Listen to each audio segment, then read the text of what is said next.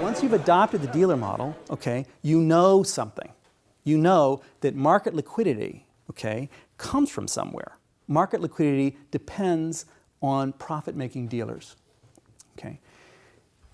The assumption of perfect liquidity, okay, that you can alter your portfolios, you can buy and sell, you know, you can buy risky, sell risky, all at the efficient price, you know, this is an assumption. This is an assumption that liquidity is a free good, okay? And in the real world, it is not a free good. There's a dealer. There's a dealer who is behind the scenes, you know, when you want to buy risky, he sells you risky, okay? And when this person wants to sell risky, he buys it from you. Unless these things are completely, perfectly lined up in time so that the dealer doesn't have to take any of it on his balance sheet, he'll have to take it on his balance sheet. And when he takes the imbalance on his balance sheet, that'll move prices. So prices are not going to be stable, are not going to stay here. Even if this is a move in fundamentals or expectations about fundamentals, the implication, all this trading, is that prices are going to move some more. Okay, they're going to move some more because of the trading, not because of the fundamentals, because of the trading. The steps from the finance view to the money view, okay? Step one is to appreciate, which I think it's pretty clear Fisher-Black did, that market liquidity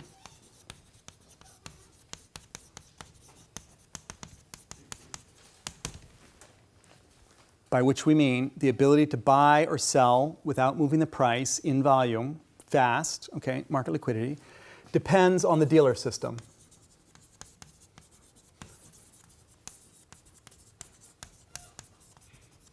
Okay? It's not free. It's not naturally, there's not some frictionless surface assumption that could ever be true about the real world. Okay? At least a real world in which there was market liquidity. Okay? In which you could buy and sell freely. That costs something. And dealers have to make money, and so the economics of the dealer function says prices are going to deviate from their fundamentals. That's the first point. The second point is that the ability of dealers to provide market liquidity depends on their own funding liquidity, their own capital also. The ability of dealers to supply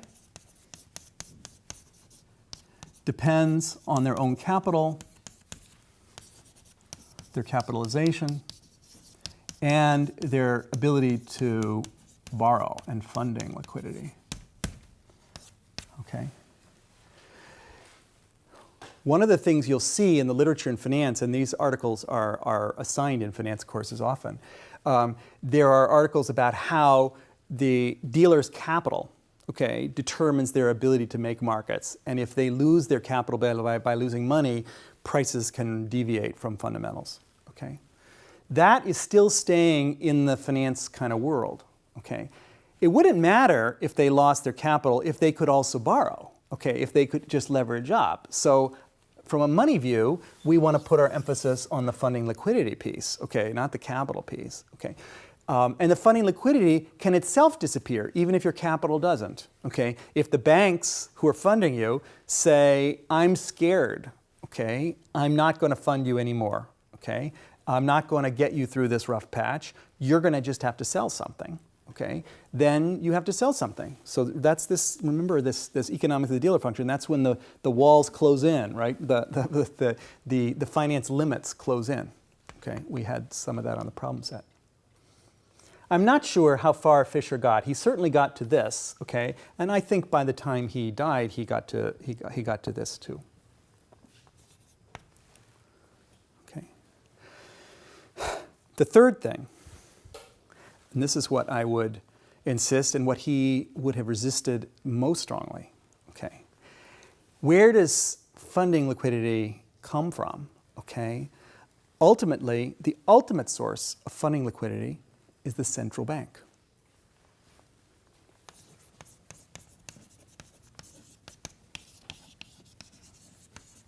Ultimate source of funding liquidity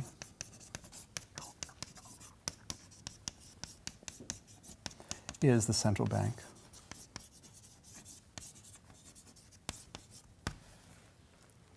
Okay.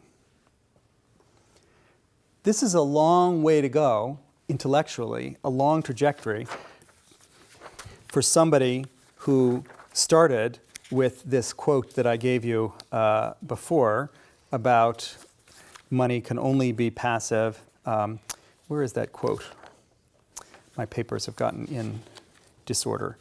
But you remember it. I motivated the whole thing by starting there. Okay. It's a long way to go to saying the central bank is actually kind of crucial, okay, as a backstop to the whole system. But we have not gone all the way to ISLM. We've not gone to say, oh, the central bank can fine-tune by messing with the short-term interest rate. The central bank can fine-tune, can change business cycles even, by doing that.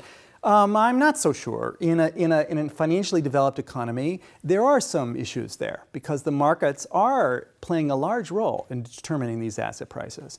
The conditions of the dealers are playing a large role in determining the money market rate of interest.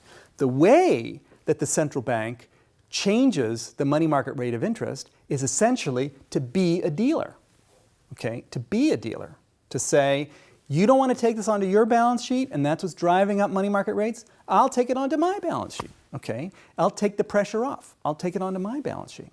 And why does that work? That works because the liabilities of the central bank are money. They're better than the liabilities of dealers. So I don't know if Fisher would have followed all this way. I wish we were able to have this debate and all the way to the money view because the hierarchy of money, all of that, okay, is quite antithetical to a finance view. Okay, the finance view is the only difference between this asset and that asset is their price. Okay, and it's all flat. It's all quantity. It's just different assets with different risk characteristics. Okay, the money view is it's not all flat. It's all hierarchical. And there's the best money, and there's the next best money, okay, and then there's securities, okay, which is what we started with in lecture 2.